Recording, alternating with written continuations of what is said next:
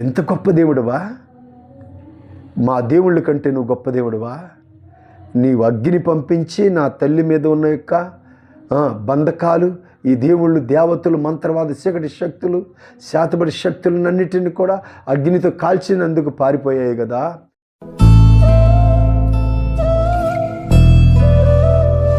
మన ప్రభు అయిన యేసుక్రీస్తు జీవము కలిగిన యేసు నామములో అందరికీ నా యొక్క హృదయపూర్వక నిండు వందనములు తెలియచేస్తున్నాను. ఆయన ప్రసన్నత సదాకాలము ఉంటుంది. ఆయన మహిమ శాశ్వత కాలము ఉంటుంది. ఆయన మాట ఆకాశము భూమి గతించిన నా మాటలు ఎంత మాత్రమును గతించవని యేసుక్రీస్తు వారు చెప్పారు. ఇది ఒకరోజు శివాలయానికి వెళ్ళి దండం పెట్టుకోవాలంటే యేసుప్రభు ఆ రోజు కార్యం చేశారుగా, ఇంకా వెళ్ళకూడదేమో, మరలా వచ్చేస్తేమో భయం వేస్తుంది. మరలా కృష్ణాలయంలోనికి వెళ్ళి అక్కడ నిలబడి దండం పెట్టుకుంటే మరలా ఏమన్నా జరుగుద్దేమో అని భయం వేసేది. ఆ పాత దేవుళ్ళ దగ్గరికి వెళ్ళాలి, వాళ్ళు వెళ్ళిపోయి దండం పెట్టుకోవాలి అనిపిస్తుంది, కానీ భయం వేస్తుంది. ఒకసారి నేను రాజాగారు కోటలో, సల్లపల్లి రాజాగారి కోట తెలుసు కదా మీకు, తెలుసా? సరే, తెలిసి ఉండొచ్చు, తెలియకపోవచ్చు. సరే, సల్లపల్లి రాజాగారి కోటలో నాకున్న అంతకుముందు దాహం, ఒక్కసారి భగవద్గీతలో నుండి శ్రీకృష్ణుని యొక్క మరి విధానం చెప్తున్నారు. అంటే నేను ఎవరికి తెలవకుండా అప్పుడప్పుడే కదా ప్రార్థనలకు వెళ్తున్నాను, ఈ బుద్ధులు పోలన్నాలో, ఇందాక చెప్పిన బుద్ధులన్నీ నాలో ఉన్నాయి. ఇంకా సరే, ఒక్కసారి అక్కడికి వెళ్ళి చూద్దామని వెళ్ళాను. వెళ్తే అక్కడ కూడా ఏదో చెప్తున్నారు మొత్తానికి శ్రీకృష్ణుడి గురించి. సరే, నేను వెంటనే విన్నాను, వచ్చేసాను. ఆ రాత్రి కొందరు దేవుళ్ళు నా దగ్గరకు వచ్చారు. వచ్చి మమ్మల్ని వదిలిపెట్టేసావుగా, నువ్వెందుకు వచ్చావు మా దగ్గరకు అన్నారు. మరి ఇంతకుముందు ఏదో తెలుసో తెలియకుండా మేము మిమ్మల్ని నమ్ముకుంటానికి వచ్చాము, మీరు ఆదరించలేదు కదా అన్న. అవును, మా వల్ల కాదు, అదిగో ఆదరించే దేవుడు మీ చెంత ఉన్నాడు, మేము ఇప్పటికీ మిమ్మల్ని పట్టించుకోం అని చెప్పారు. ఎవరికన్నా అభ్యంతరం కలిగితే మీరు వ్యక్తిగతంగా రావచ్చు, మాట్లాడతాను. దేవుడికి మహిమ కలుగును గాక. సరే, ఆ రాత్రి అయిపోయింది. నా యవన కాలంలో నాకు 17 సంవత్సరాలు వచ్చింది. అప్పుడు ఏం జరిగిందంటే, మా అమ్మగారు ప్రార్థనకు వెళ్తున్నారు, నాన్న రారా అన్న. నా యవన కాలం కోరిక నేను వెళ్ళగలను, ఇవన్నీ దురాలోచనలన్నీ పెట్టుకున్నాను కదా నా మనసులో. అలాంటి సమయంలో ఏం జరిగిందంటే, నేను ఒకరోజు ఇంటికాడ కూర్చున్నాను.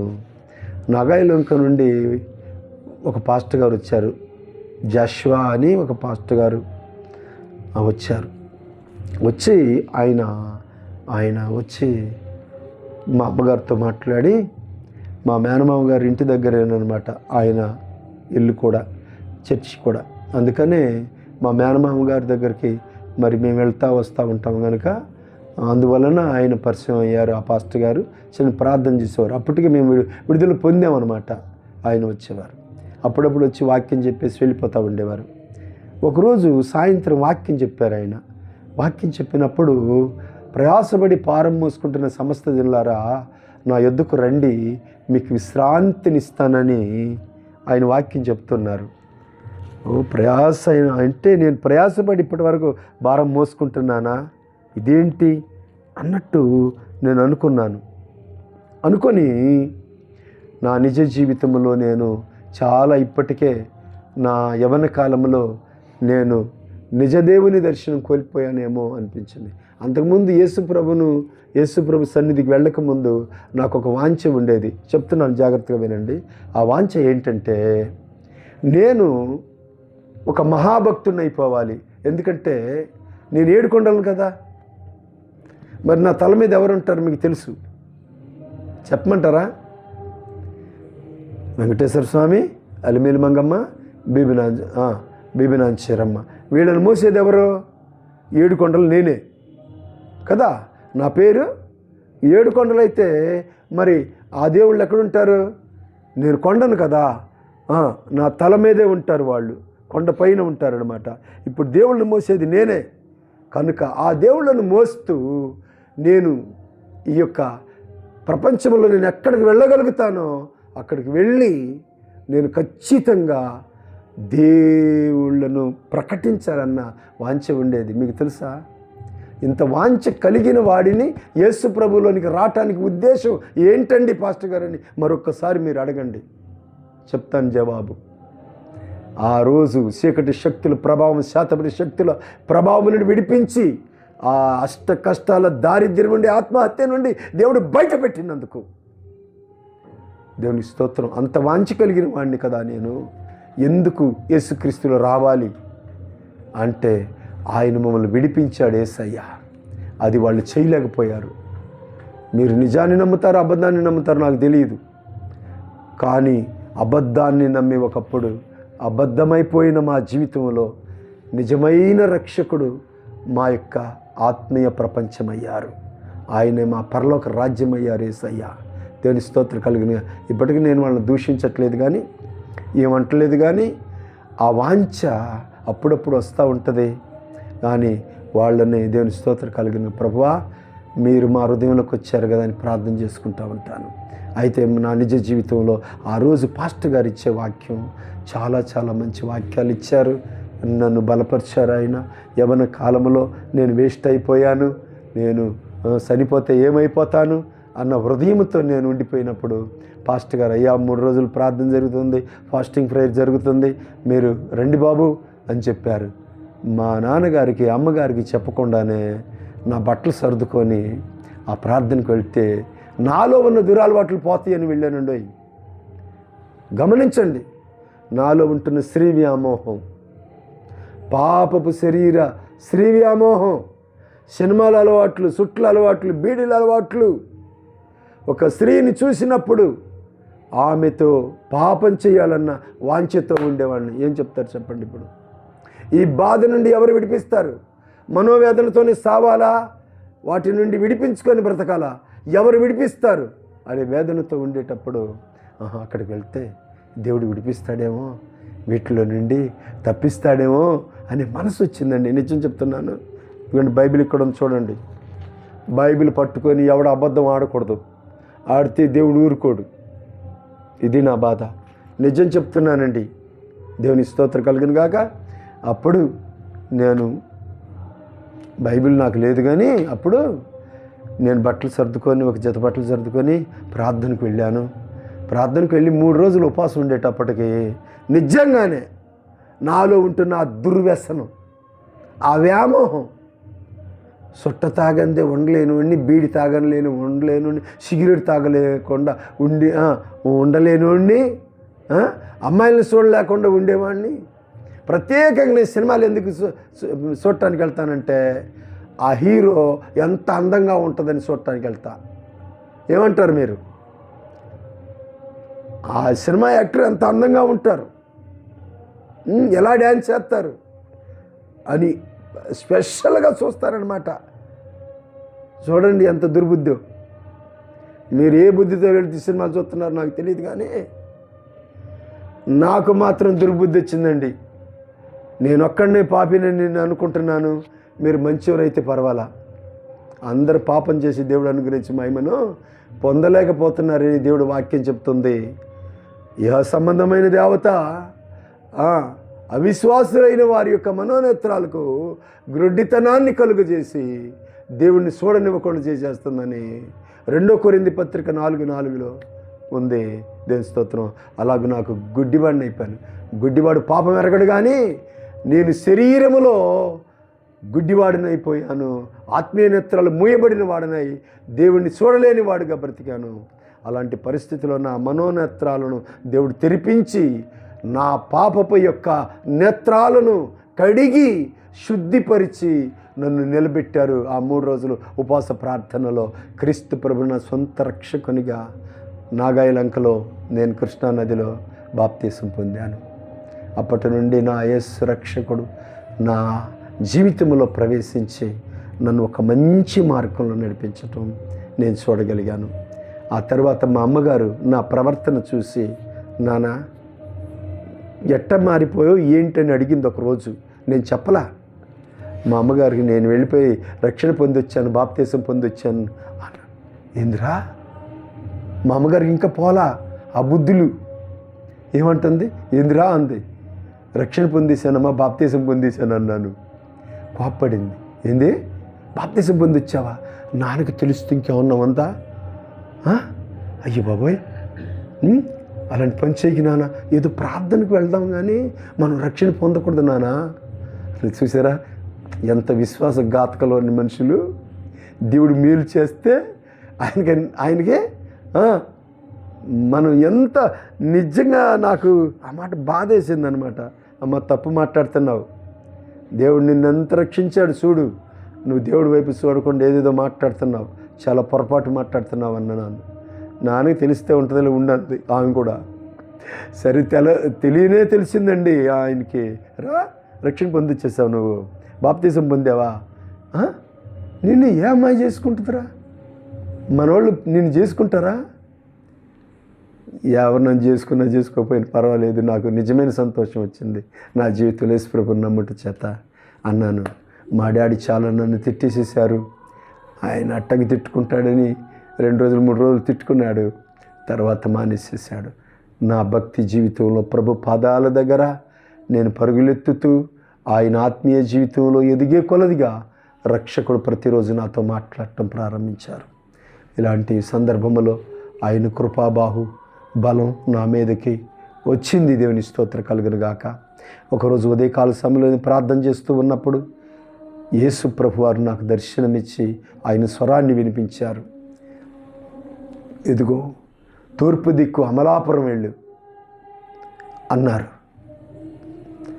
నేను అలాగ ప్రార్థన చేస్తూనే వింటున్నాను. ఏంది ప్రభువా, తూర్పు దిక్కు అమలాపురం నేను ఎందుకు వెళ్ళాలి అని అడిగాను. అడిగినప్పుడు ఒక గాయాలతో ఉన్న హస్తం నా ముందుకు వచ్చింది. ఏంది ప్రభు అని అడిగాను. అనేక ఆత్మలు ఎంతో సమస్యలతో బాధలతో నీ కుటుంబం లాగానే నశించిపోయే పరిస్థితిలో తల్లడిల్లిపోతున్నారు. వాళ్ళకి వెళ్ళి సువార్త చెప్పవా, నన్ను ప్రకటించవా అని నా ప్రభు చెప్పారు. అప్పుడు నాయన నాకు తెలియదు నాయన, ఏదో పాస్టర్ గారితో అలాగ మెల్లిమెల్లిగా తిరుగుతున్నాను, నా వల్ల కాదు తండ్రి అన్నాను. మా అమ్మగారు ఈలోపుగా ఆమె కూడా రక్షణ పొందేసి దేవుని స్తోత్రం కలుగును గాక. మా అమ్మగారు ఆత్మీయ ఫ్రెండ్ అయిపోయారు నాకు. జస్ట్ మేమిద్దరం కలిసి ప్రార్థనకు వెళ్తూ ఉండేవారు. సరే ఈలోపుగా మరి యేసుప్రభు నన్ను పిలిచారు. నాకేం చేయాలో అర్థం కాల. అప్పుడు ప్రభుని అడిగాను మరలా తిరిగి, ప్రభువా నేను అక్కడికి వెళ్ళి నేను ఏం చేయగలను తండ్రి, నేను ఎలా ప్రకటించాలి నాయనా అని నేను అడిగినప్పుడు ప్రభు నాకు చెప్పారు, నేను ఈ లోకం కొరకు, ఈ లోక జనుల కొరకు అష్ట కష్టాలు బాధలు పడి శ్రమలు పడి చెంపదెబ్బలు తిని ముళ్ళ కిరీటం భరించి తల మీద నా యొక్క దేహమంతా కొరడా దెబ్బలు భరించి నేను హింసలు పొంది అనేకుల చేతికి అప్పగించుకొని నేను సిలువ మరణం మీద ప్రాణం పెట్టి సమాధి చేయబడి 3వ రోజు మృత్యుంజయుడిగా నేను తిరిగి లేచానని చెప్పు. పడమంటారా పాట? దేవుని స్తోత్రం కలుగును గాక. హల్లెలూయా. యేసుప్రభు నమ్ముకున్న తర్వాత నన్ను ఆయన గొప్ప కార్యముతో ఇంచుమించుగా 125 పాటలు పాడటానికి దేవుడు నాకు కృప చూపెట్టారు. పాడగలను ఇప్పుడు. సరే, సాక్ష్యం ఎక్కువైపోతుంది, జాగ్రత్త. కొంచెం వినండి. నేను ముగింపులోకి వచ్చేసేసాను. దేని స్తోత్రం కలుగును గాక. ఆ సమయంలో నేను అనేకుల కొరకు చనిపోయాను, నా రక్తాన్ని సిందించాను, ప్రాణం పెట్టాను, సమాధి చేయబడ్డాను, 3వ రోజు తిరిగి లేచాను అని చెప్పు అన్నారు ప్రభు. అప్పుడు నేను అనుకున్నాను, దేవా నాకు కష్టంనైనా నేను ఏం చెప్పాలో నాకు తెలియదు. అక్కడ నా ప్రాంతం కాదు, మరి అక్కడేదో యాసగా మాట్లాడతారంట, నాకేం తెలియదు తండ్రి, నేను వెళ్ళనని ఇంచుమించుగా 2 నెలల పైనే నేను తడవ చేశాను. నేను నిలబడితే అదే మాట, తూర్పు దిక్కు అమలాపురం వెళ్ళు. నడుస్తుంటే అదే మాట, అన్నం తిననివ్వరు ఆయన, మంచినీళ్ళు తాగనివ్వరు. కొంచెం అన్నం తింటే అదే మాట, కొంచెం నీరు తాగితే అదే మాట. ఆకలి దప్పులు కూడా అవ్వకుండా ప్రభునందు ప్రేమను బిడ్డలారా ఇట్టా నేను ఒక పిచ్చివాళ్ళలాగా అయిపోతున్నాను. చూడండి నా ప్రభుకి ఎంత ప్రేమ. కొన్ని ఆత్మలను రక్షించాలి ఒక మనుష్యుని ద్వారా అనేదే నా దేవుని యొక్క దైవ చిత్తం, దైవ సంకల్పం. దేవునికి మహిమ కలుగును గాక. మరి తర్వాత నేను దైవజనుడి దగ్గరికి వెళ్ళి, పాస్టర్ గారి దగ్గరికి వెళ్ళి, అయ్యా ఇంచుమించుగా 2 నెలల పైననే నాకు ఇలాగూ మాట్లాడారు ప్రభు, మీకు చెప్పలేదు. అప్పటి నుండి తూర్పు దిక్కు అమలాపురం వెళ్ళు అని ప్రభు మాట్లాడుతున్నారయ్యా. నేను తట్టుకోలేకపోతున్నాను. నా హృదయం అంతా వేడెక్కిపోతుంది, నా తలంతా వీటెక్కిపోతుంది. ఏం చేయాలో నాకు అర్థం కావట్లేదు అని అడిగాను. సరే ఏం అవదులే అయ్యా అని చిన్న ప్రార్థన చేశారు పాస్టర్ గారు. మరి ఏం చేయమంటారండి? ఇంకొన్ని రోజులు కనిపెట్టు అన్నారు. అస్సలు కనిపెట్టిన ఏం వల్ల అవట్లా. ఇంట్లో ఉండలేకపోతున్నాను. కానీ సినిమాలకు వెళ్ళలేదండి. ఎందుకు? రక్షణ పొందానుగా. ఇంకా నేను మామూలుగా ఏ పరిస్థితికి చుట్టలకు వాటికి దేనికి వెళ్ళలేదు. కానీ ఆ ప్రభు మీదే నా మనసంతా ఉండిపోయింది. పరిశుద్ధాత్మ నింపుదల నాకు వచ్చింది. ఆయన నా హృదయంలో ఉండిపోయి మాట్లాడుతూ ఉన్నారు. నేను వెంటనే అప్పుడు నేను బట్టలు సర్దుకొని నేను అమలాపురం దిశగా నాకు తెలియని దారిలో నేను రావటం జరిగింది. ముందు నేను అమలాపురం నుండి మచిలీపట్నం వచ్చాను. మచిలీపట్నం నుండి పెడన వచ్చాను. పెడన నుండి నేను రావులపాలెం బస్సు ఎక్కాను అనుకుంటా, నాకు తెలియలేదు. అక్కడ నుండి అమలాపురం వచ్చాను. అమలాపురం వచ్చినప్పుడు ప్రభు నాతో అక్కడ మాట్లాడారు. ప్రభువా నేనేం చేయాలని అడిగాను. అప్పుడు ప్రభు నాతో అన్నారు కదా, నీకు నేను ఆత్మీయ సహోదరుణ్ణి, ఆరోను లాంటి బిడ్డని నీకు నేను సహోదరుని ఇస్తాను అన్నారు ప్రభు. అలాగే నాకు మంచి ఫ్రెండ్ మట్టపర్తి రూబేన్ గారిని ప్రభు నాకు ఇచ్చారు. దేవుని స్తోత్రం కలుగును గాక. నేను కొంతకాలం వారితో మేము ఇద్దరం కలిసి మేము అమలాపురం నుండి జగదల్పూర్ వరకు మన ఏజెన్సీ అడవిల్లో మరి నడుచుకుంటూ మరి నర్సీపట్నం, అక్కడ నుండి చింతపల్లి సీలేరు, అక్కడ నుండి చిత్రగుంట, అక్కడ నుండి ఎంపీ, అలాగ నడుచుకుంటూ మేము సువార్త ప్రకటించుకుంటూ అడవిలో మేము మరి జగదల్పూర్ వరకు వెళ్ళటం జరిగింది. జగదల్పూర్ నుండి మరలా విశాఖపట్నం రావటం జరిగింది. విశాఖపట్నం నుండి కాకినాడ రావటం జరిగింది. కాకినాడ నుండి రాజమండ్రి రావటం జరిగింది. వచ్చిన తర్వాత ఆ బ్రదర్ మరలా అమలాపురం వెళ్ళిపోయారు. నేను నడుచుకుంటూ నిడదవోలు నుండి గుడివాడ నుండి మరలా నేను సల్లపల్లి రావటం జరిగింది. అప్పుడు నేను మరలా ప్రభు దగ్గర ప్రార్థన చేసుకుంటున్నాను. ఇంకా పాస్టర్ గారితో కలిసి అలాగే వెళ్ళి వస్తున్న తరుణంలో మరలా నేను ఒక 10 రోజులు నేను బైబిల్ ట్రైనింగ్ అయ్యాను. చిన్న బైబిల్ ట్రైనింగ్ అయ్యాను. ఆ సమయంలో ప్రభువు నన్ను మరలా బలవంతం చేస్తున్నారు. నేను నిన్ను ఎక్కడికి పంపించాను, ఎందుకు నువ్వు ఇలాగ వచ్చేసావు మరలా తిరిగి, నువ్వు మరలా అక్కడికి వెళ్ళాలని మరలా నాకు ఒక రకమైన కలవరం వచ్చింది. ప్రభువా తండ్రి నేనేం చేయాలి నాయనా, నేను శారీరకంగా నా ప్రభునైనా అయ్యా నేను బ్రతకను, నీ కొరకే బ్రతుకుతాను ప్రభువా, నాయన నా తీర్మానాన్ని పరిశుద్ధపరచమని మరలా దేవుణ్ణి అడుగుతున్నాను. అప్పటికి నేను ఆర్టిస్ట్, దేవుని స్తోత్రం, నేను రామారావు గారు బొమ్మ వేసాను, శ్రీదేవి బొమ్మ వేసాను, ఇంకా జయప్రద గారు బొమ్మ వేసాను, ఇంకా సినిమా యాక్టర్ల బొమ్మలన్నీ కూడా నేను చాలా మట్టుకు రిక్షాల మీద వేసేవాడిని. తర్వాత నేను లక్ష్మి, ధనలక్ష్మి, అలాగే మరి వినాయకుడు, అలాగే వెంకటేశ్వర స్వామి, అలాగే ఇంకా శివుడు పార్వతి కలిసి ఉన్న యొక్క మరి ఫోటోలు, అలాగే ఇంకా అనేక మంది దేవుళ్ళను నేను ఆర్ట్ చేసేవాడిని, లెటర్ రాసేవాడిని. నేను లెటర్ దగ్గర నుండి స్లైడ్ వరకు నేను పని నేర్చుకున్నాను, ఆర్ట్ నేర్చుకున్నాను. ఇలాంటి సమయంలో దేవుడు నన్ను పిలిచారు. అవన్నీ వదిలేసి నా దగ్గర మా నాన్నగారు వర్కర్స్ ఉండేవారు, వారిని అందరినీ నేను నడిపించేవాడిని. రోజుకి అప్పటికి నేను 500 రూపాయలు సంపాదించేవాడిని ఆ రోజుల్లో. ఇప్పుడు 5,000 రూపాయలు వరకు ఉండొచ్చు. ఇప్పుడు కాదు కదా, ఇంచుమించుగా 45 సంవత్సరాల క్రితం మాట చెప్తున్నాను. కనుక ప్రేమైన బిడ్డలారా, ఇలాంటి పరిస్థితుల్లో నేను డబ్బును సమృద్ధిగానే సంపాదించాను. ప్రభు నన్ను వెళ్ళిపోమన్నారు, అమలాపురం వెళ్ళిపో అన్నారు. అయితే ఆ కష్టాజితమును వదిలేసి వచ్చేసాను. ఇప్పటికీ నేను అలాగే ఉంటే నేను ఎన్నో బ్రాంచీలు పెట్టేవాడిని, ఎంతో కోట్ల రూపాయలు నేను సంపాదించేవాడిని. కోట్లకు ఆశపడవద్దు, నేను పరలోకం ఇస్తాను నీకు. ఒకడు భూలోకములో ఉన్న వాటిని సంపాదించుకొని ప్రాణం పోగొట్టుకుంటే వాడికి ప్రయోజనం ఏంటని నా ప్రభు మాట్లాడారు. మొదట నా రాజ్యమును నా నీతిని వెతుకువాడే నా రాజ్యములో ఉంటాడని ప్రభు చెప్పారు. దేవుని స్తోత్రం కలుగును గాక. వాటినన్నిటినీ, ఈ లోక సంపాదన భోగభాగ్యాలు అన్నిటినీ, బంధుమిత్రాదులు, రక్త సంబంధులను, నా తల్లిదండ్రులను కూడా ప్రభు దేవుని స్తోత్రం వదిలిపెట్టి నా సేవ చేయమని చెప్తే అమలాపురం వచ్చానండి. నాకు దిక్కు దివాన లేరు అనుకుంటున్నారా? నేను ఆ రోజుల్లో నేను ఒక బోర్డు రాసుకుంటే నాకు 2000 రూపాయలు వచ్చేదండి. ఒక చిన్న రిక్షా బండికి నేను 4 బొమ్మలు వేసుకుంటే నాకు 2000 రూపాయలు వచ్చేదండి. నేను ఇలాంటి వాటిని వదులుకొని నేను మామూలుగా ఏమీ లేని అనామకుడిగా వచ్చాను అనుకుంటున్నారా? నాకు తెలిసిన పనులు ఎన్నో, నేను ఖాళీ లేకుండా, నేను విరామం లేకుండా నైట్ అండ్ డే దేవస్తోత్ర కలుగును గాక. ప్రతిరోజు నేను ఎక్కువగా బిజీ వర్కర్గా నేను ఉండేవాడిని. అలాంటి పరిస్థితులను వదిలేసుకొని నా ప్రభు మాట మేరకు ఇక్కడికి వచ్చాను. దేవుని యొక్క కృప, దేవుని యొక్క మహాకృప నా మీద ఉండుట చేత నేను ఇక్కడ అమలాపురంలో సేవ చేయటం జరుగుతుంది. దేవుని స్తోత్రం కలుగును గాక.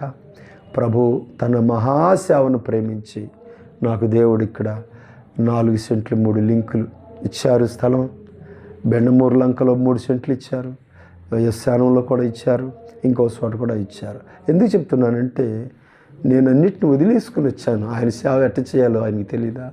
తెలుసు. నా ప్రభు గొప్పవాడు. దేవస్తోత్ర కలుగును గాక.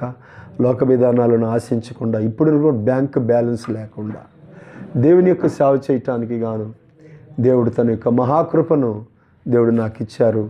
దేవుని స్తోత్ర కలుగును గాక. మరి ప్రభు నాకు తర్వాత ఈ స్థలాలన్నీ ఇచ్చిన తర్వాత ఒక మాట మాట్లాడారు. నానా, నిన్ను శ్రమ కలిగించి నేను వాడుకోబోతున్నాను అన్నారు ప్రభు. ప్రభువా ఏంటి తండ్రి ఆ శ్రమ అని అడిగాను. చూడు అన్నారు ఆయన. చూశాను. చూస్తూ ఉంటే ఒక మంచంలో నేను వీపి వెనకాల దెబ్బ తగిలిందండి. నాకు పెద్ద గాయమైపోయింది. ఆ గాయంలో నుండి సీము రక్తం కారిపోతూ ఉంది. అది చాలా ప్రమాదకరమైన గాయం అనమాట అండి. ప్రభువా ఏంటి తండ్రి, నీ సేవకుణ్ణి కదా ప్రభువా. అదే ఆ బాధ ఉంటేనే చాలా ఆత్మలను ఒక భారంతో రక్షిస్తావు. చాలామంది సేవకులు ఉన్నారు, మంచిగా ఉండి నన్ను ఘనపరచటం లేదు. చాలామంది బిడ్డలు ఉన్నారు కానీ వారు నన్ను ఘనపరచట్లేదు. నువ్వు అనేకులలో నన్ను ఘనపరచాలి. ఆ చిన్న శోధన ద్వారా నిన్ను ఘనంగా నేను నడిపిస్తాను నా కోసం అని ప్రభు చెప్పారు. దేవుని స్తోత్రం. మరలా చూస్తున్నాను నేను ఆ మంచంలో నాకు గాయం తగిలి, ఇదేంటని నా వీపు వెనకాల ఇంత పెద్ద గాయం అయిపోయింది అంటూ నేను ఒక రకంగా ఉన్నప్పుడు నన్ను అలాగూ మైకం కమ్మింది. ఆ మైకంలో ఒక భయంకరమైన తుఫానండి. ఏమంటే దేవుడు మాట్లాడకుండా తన భక్తులను పిలిచి ఊరిని శిక్షించడం ఆయన ఇచ్చాడు. శోధన, అది చిన్న శోధన. ఆ శోధనలో నాకు పెద్ద ఆశీర్వాదం దేవుడు ఇవ్వబోతున్నాడని నాకు అర్థం కాదు కానీ ఇప్పుడు అర్థమవుతుంది. ఆ తుఫానులో ఆకాశ పక్షులన్నీ ఎగిరిపోతున్నాయి, చెట్లన్నీ ఇరిగి కింద పడిపోతున్నాయి. నిజమా కాదా? అదే ఈరోజు జరుగుతున్న యొక్క ప్రార్థన. 96 నవంబర్ దేవుని స్తోత్ర కలుగును గాక. అలా 6th దేవుని స్తోత్ర కలుగును గాక. అనగా 1996 సంవత్సరం నవంబర్ 6వ తారీఖున తుఫాను ప్రమాదానికి గురయ్యాను నేను. గురై 35 అడుగుల కొబ్బరి చెట్టు, అనగా మేము ఇంట్లో ఒక షెడ్లో ఉంటున్నాము. ఆ షెడ్లో నుండి ఏంది ఇంత భీకరంగా తుఫాను వస్తుంది, కొంచెం చూద్దామని నేను బయటకు వచ్చాను. అది చిన్న వరండా, పెద్దదేం కాదు.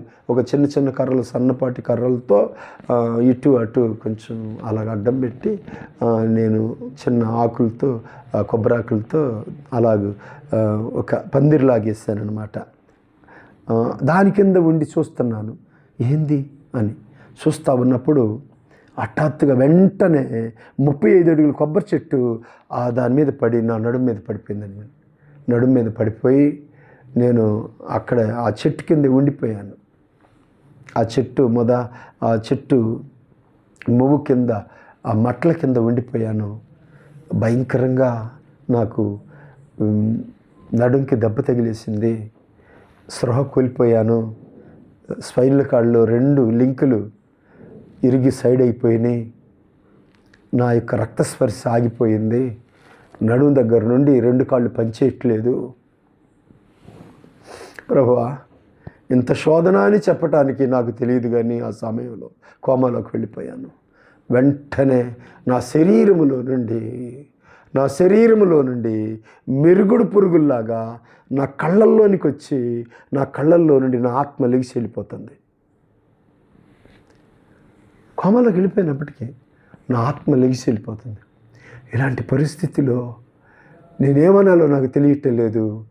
నా శరీరమును అలాగూ ఆ కోమలో మత్తులో ఉండిపోయి అలాగే నా ఆత్మ వెళ్ళిపోతుంది. ప్రభు ఏం చేశారో నాకు తెలియదు, కానీ నా ఆత్మ అప్పుడు మరణమైపోవాలి, నా ఆత్మ వెళ్ళిపోవాలి.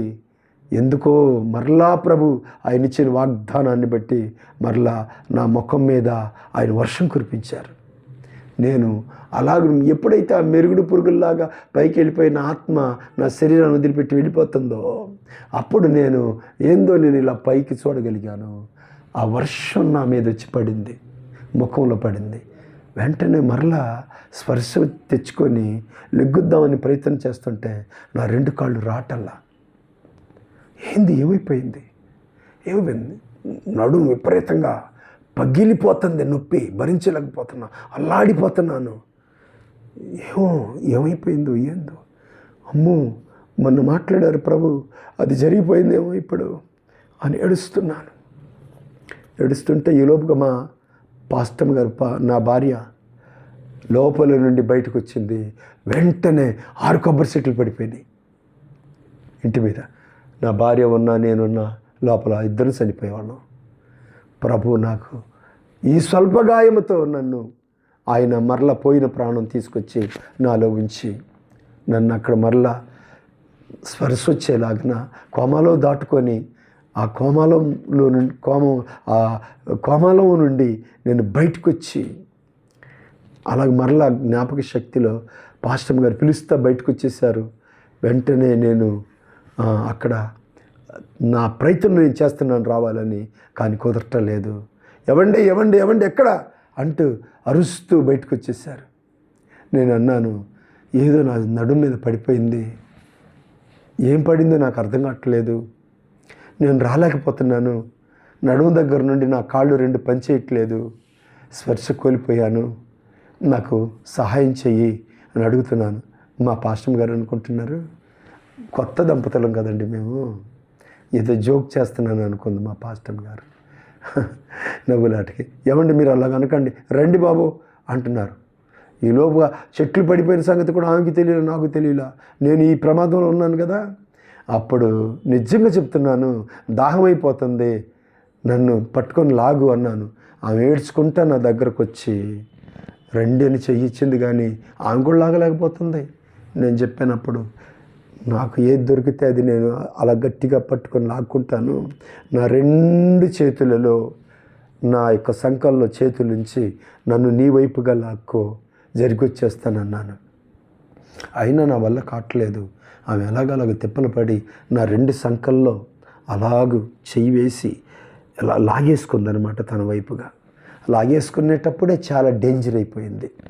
ఆ ఇరిగిపోయిన ఎముకలు ఇంకా కొంచెం నరాలు కాస్త సాగిపోయినాయి. ఏమో ఆ బాధలో నాకేం తెలియలేదు. ఆమె నన్ను ఒడిలో పెట్టుకొని ఏడుస్తూ ఉన్నారు పాస్టర్ గారు. అప్పుడు నేను చెప్పాను, నేను చనిపోతాను, ఇంకా బ్రతకను, ఏమో నా ఆత్మ ఎక్కడికో వెళ్ళిపోయినట్టు అనిపించింది, మరలా వచ్చింది, ఎందుకు బ్రతికానో నాకు అర్థం కావట్లేదు, నేను చనిపోయే పరిస్థితి దగ్గరకు వచ్చేసింది, నేను వెళ్ళిపోయి ప్రాణం కాపాడుకో అని మా పాస్టర్ గారితో నా భార్యతో చెప్పాను. పాస్టర్ గారు, ఏమండి అలాగనకండి, మనం కలిసి దేవుడు సేవ చేయాలని దేవుడు మన ఇద్దరిని కలిపారు వివాహం ద్వారా. ఈ బంధం ఎప్పుడు విడిపోదండి. ఏమండి మీరు అలాగనకండి, నేను వెళ్ళనండి ఎక్కడికి అంటూ ఆమె ఏడుస్తూ ఉంది. అయ్యా దాహం అయిపోతుంది నాకు అన్నాను. అక్కడే ప్రక్కనే చిన్న కొండ ఉంది, అది నీళ్లు కాసుకునే కొండ. ఆ పక్కన ఒక ప్లాస్టిక్ జగ్గు ఉంది. ఆ జగ్గులో నీళ్లు ముంచి నా నోట్లో పోశారు, తాగాను. తాగిన తర్వాత నువ్వు వెళ్ళిపోమ్మా అన్నాను. ఆమె వెళ్ళటం లేదు. మరి ఎవరినన్నా తీసుకురా అన్నాను. ఆమె భయపడకుండానే ఆ తుఫానులోనే గబాగబా పరిగెత్తుకుంటూ పోయి అక్కడ భీమారావు గారు ఇల్లు ఉంది, ఆయన్ని పోయి అయ్యా మా ఆయన గారికి ఇలా తగిలింది, పాస్టర్ గారికి దెబ్బ తగిలింది అన్నారు. వెంటనే ఆయన ఇంకొక సహోదరుడు రిక్షా ఆయన్ని తీసుకొని, ఆయన డ్రిల్ మాస్టర్, ఈయన ఇద్దరు కలిసి వచ్చి ఒక దుప్పట్లో వేసి నన్ను ఆయన తీసుకొని వెళ్ళి వాళ్ళు వరండాలో పండుకోబెట్టారు. అయితే తెల్లారేటప్పటికీ నేను మనిషి ఇప్పుడు ఎంత ఉన్నానో అంతకంటే డబల్ అయిపోయాను అనమాట. అంటే వాసిపోయింది నా శరీరం అంతా, యూరిన్ స్టక్ అయిపోయింది, బ్లడ్ సర్క్యులేషను కాళ్ళ దగ్గర నుండి ఇక్కడ స్టక్ అయిపోయింది, నా ఒళ్ళంతా వాసిపోయింది. అప్పటికే దాన్ని ఏమంటారు, ధనుర్వాతం ఏదో అంటారు. నా ఇన్ఫెక్షన్ అయిపోయింది, నేను చనిపోయే స్థితి వచ్చేసింది. ఆ టైంలో తీసుకెళ్ళి నన్ను అక్కడే ఉంచేశారు. ఎవరినో ఒక డాక్టర్ గారిని పిలిస్తే ఆయన వచ్చి చచ్చిపోతాడు ఇక్కడ ఉంచితే అని నన్ను 35 యవ్వనస్తులు మద్దలవారిపేటలో నన్ను మోసుకొని మంచం మీద పెట్టి మోసుకొని వెళ్ళారు. ఆ సమయంలో తీసుకొని వెళ్ళారు. హాస్పిటల్లో పెట్టారు, కానీ ఎక్కడ కరెంట్ లేదు. నా కొరకు ఒక మంచి సేవకుడు, దేవుని స్తోత్రం కలుగును గాక, నాకు సహాయం చేసి జనరేటర్ అదంతా మెట్ల సూర్యనారాయణ గారి దగ్గర నుండి రప్పించి మరి నన్ను చూసి అవన్నీ చూసినప్పుడు చాలా ప్రమాదంగా ఉంది పరిస్థితి, వెంటనే హైదరాబాద్ పంపించాలి అని నన్ను మెట్ల సత్యనారాయణ గారు మంత్రి, ఆరోగ్య శాఖ మంత్రిగా ఉన్నారు ఆ యొక్క సమయంలో, వారు నన్ను అక్కడ పంపారు నిమ్స్ హాస్పిటల్కి. అక్కడికి వెళ్ళటం జరిగింది. అక్కడ నన్ను 10 రోజులు ఉంచి డాక్టర్ గారు అన్నారు, ఆపరేషన్ చేయటం కుదరదు, ఈ వ్యక్తికి చాలా మేజర్ ఆపరేషన్, అతనికి రోజంతా ఆపరేషన్ చేసిన మా వల్ల కాదు, ఈ అబ్బాయికి మా వల్ల కాదు, అలాగే ఎన్ని రోజులు ఉంటే అన్ని రోజులు ఉండి చనిపోతారన్నారు. కానీ డాక్టర్ గారు ఒక్క ప్రయత్నం చేస్తాం అని మరలా చెప్పి ఆయన థియేటర్లోకి తీసుకొని వెళ్ళి ఇంచుమించుగా 7:30 గంటలు 6 డాక్టర్లు ఆపరేషన్ చేశారు. ఆపరేషన్ చేసి వాటర్ బెడ్ మీద పండుకోబెట్టి అప్పుడు చూస్తున్నారు. ఇంచుమించుగా 2 నెలల 10 రోజులు అయిపోయింది. ఒకరోజు ఏం చేశారంటే వారు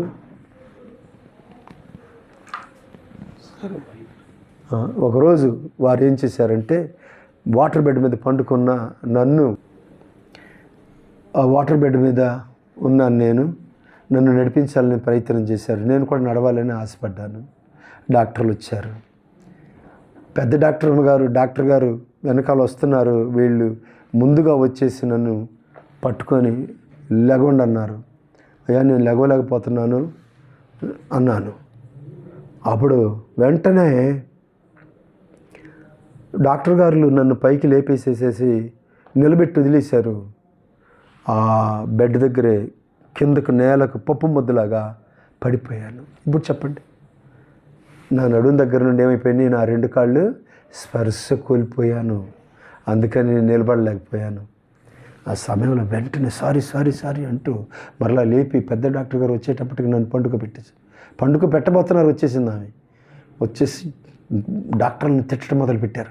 ఏం చేశారు ఈ అబ్బాయిని అని, ఏం చేశారని పెద్ద కాకేశారు. ఏం లేదు, ప్రయత్నం చేసాం, నిలబడమన్నాం, పడిపోయాడు. ఈడియట్, మీరు మనుషుల పశులా, నిలబడలేడు కదా అబ్బాయి, నడవలేడని చెప్పాను కదా నేను ముందు నుండి, మీకు అర్థం కావట్లేదా, ఎట్లా నిలబెడదాం అనుకున్నారు? అంతే, సారీ గాబ్రియల్ అని పెద్ద డాక్టర్ గారు నన్ను కొంచెం ఆదరించిన మాటలతో పండుకోమని చెప్పి 2 నెలలు 10 రోజులు అయిన తర్వాత అక్కడ చాలా ప్రమాదం జరిగింది. అక్కడ కూడా నా ఆత్మ చీకట్లోనికి వెళ్ళిపోయింది. ఆపరేషన్ థియేటర్ వదిలి వచ్చిన తర్వాత నన్ను ఐసీ రూమ్లో పెట్టారు. అక్కడ కూడా ప్రమాదం జరిగిపోయింది. కానీ ప్రభు నా ఆత్మతో కలిసి నా శరీరంలో ఉండేటట్టుగా సహాయం చేశారు బిడ్డలారా. తర్వాత చెప్తున్న విషయాలు. దేవునికి మహిమ కలుగును గాక. అప్పుడు నన్ను 2 నెలలు 10 రోజులు ఉంచి డాక్టర్ గారు పంపించేస్తున్నారు. నేను ఒక్కసారిగా అడిగాను, నవాజ్ మేడం గారని, మరి ఇప్పుడు ఉన్నారో లేరో ఆ తల్లి నాకు తెలియదు, కానీ నా తల్లి కంటే ఎక్కువగా నన్ను చూశారు. ఆమె వైద్యం చేయటంలో చాలా గొప్ప నిపుణురాలు ఆమె. దేశస్తోత్రం. డాక్టర్లు మంచివాళ్ళు కాదని మనం ఇప్పుడు అనకూడదు. వారు కూడా మనుషుల కొరకు మనకు త్యాగం చేస్తారు. డబ్బుల కొరకు ఉండేవాళ్ళు డాక్టర్లు ఉన్నారు. డబ్బులు ఆశించకుండా రక్షించి ఒక ప్రాణాన్ని నిలబెట్టాలని డాక్టర్లు కూడా ఉన్నారు. ఆ డాక్టరు నవాజ్ మేడం గారు. ఈరోజు చెప్తున్నాను, ముస్లిం డాక్టర్ గారు ఎంత ఉత్తమరాలో ఆ తల్లి. హైదరాబాద్ అంతా దేవుని స్తోత్రం కలుగును గాక. ఈ మాట అద్భుతంగా సాక్ష్యంగా మారును గాక. అంత మంచి డాక్టర్ అన్నమాట. ఆ డాక్టర్ గారు చెప్పారు, వెళ్ళిపోతున్నాను అమ్మా, నేను నడవాలన్నాను. అప్పుడు ఆమె గారు సరిగా సూటిగా నా ముఖం వైపు చూసి ఒక మాట అన్నారు, గబ్రియల్, నువ్వు నమ్మిన యేసుక్రీస్తు తప్ప నిన్ను ఎవ్వరు నడిపించలేరు. మేము చేసే పని చేసాము, మా వల్ల ఇంతే అయ్యింది, ఇంకా మా వల్ల అవ్వదు నాన్న, యేసు ప్రభు ముట్టుకుంటారు, ప్రార్థన చేసుకో అని పంపించేశారు. వాటర్ బెడ్ ఇచ్చి కారు ఎక్కించి పంపించేశారు. అప్పటి నుండి ఏడుపు ఎక్కువగా మొదలుపెట్టాను. నేను అమలాపురం వచ్చాను, అద్దెంట్లో ఉన్నాను, కన్నీరు కార్చి వాటర్ బెడ్ మీద ఏడుస్తున్నాను. నా భార్య, నా కనువైన వాళ్ళు వచ్చి ఏదో 2 రోజులు చేసేసి వెళ్ళిపోతున్నారు. అంత వన్నుకెట్టుకి చాలా బాధ కలిగిన పరిస్థితి, చాలా దీన పరిస్థితి.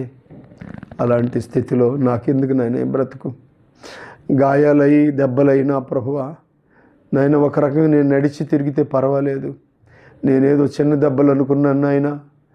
నా తండ్రి ఎప్పుడు మానని గాయంగా ఉంది, నడవని దెబ్బగా ఉంది ప్రభువా, నేను ఎలా నడుస్తాను ఇంకా ప్రభువా అంటూ ఏడుస్తున్నాను. ఒక రాత్రికాల సమయంలో ఏడుస్తూ ఉన్నప్పుడు అది నిజముగా ఏడుస్తున్న ఏడుపు, దేవుడు దర్శించే సమయము. రక్షకుడు ఆ వాటర్ బెడ్ మీద ఉండి నేను ఏడుస్తూ ఉన్నప్పుడు యేసుక్రీస్తు వారు వచ్చి నన్ను ఎలాగ ఆదరిస్తారో నాకు తెలియదు అంటూ ఒక పసిబిడ్డలాగా, ఒక అమాయకుడులాగా ఏడుస్తూ ఉన్నాను. ఇప్పుడు కూడా నాకు చాలా బాధ కలుగుతుంది. ఏడుస్తూనే మీకు సాక్ష్యం చెప్తున్నాను. ఆయన నిజదేవుడు, ఆయన నమ్మాలి లోకం, ఆయన పరిశుద్ధుడు. ఆయనను అర్థం చేసుకున్నా అర్థం చేసుకోకపోయినా ఆయన పరిశుద్ధుడు. యేసు పరిశుద్ధుడు. ఇంకా ఏడవలేను నేను, ప్రభువా నా వల్ల అవ్వట్లేదు నాయన, ఇంకా కన్నీరు కార్చలేను ప్రభువా నేను అంటూ బాధపడుతున్న సమయంలో ఒక అగ్ని హస్తము వచ్చింది. కనురెప్పపాటులో నా కుడి కాలును అలా షేక్ చేసింది లైట్గా. స్తోత్ర కలుగును కాక. నా నవనాడులు స్థానాలు తప్పిన నా ఎముకలు, కండ్రములు, మూలికలు పట్ పట్ పట్ అని ఒక్కసారిగా శబ్దం. అదే డాక్టర్ సర్జరీ లేని యొక్క శక్తివంతమైన స్వస్థత. ప్రైజ్ ది లార్డ్, హల్లెలూయా. 2 చేతులు ఎత్తి స్తోత్రం చెప్పి చప్పట్లు కొట్టి హల్లెలూయా చెబుదాము. Thank you Jesus.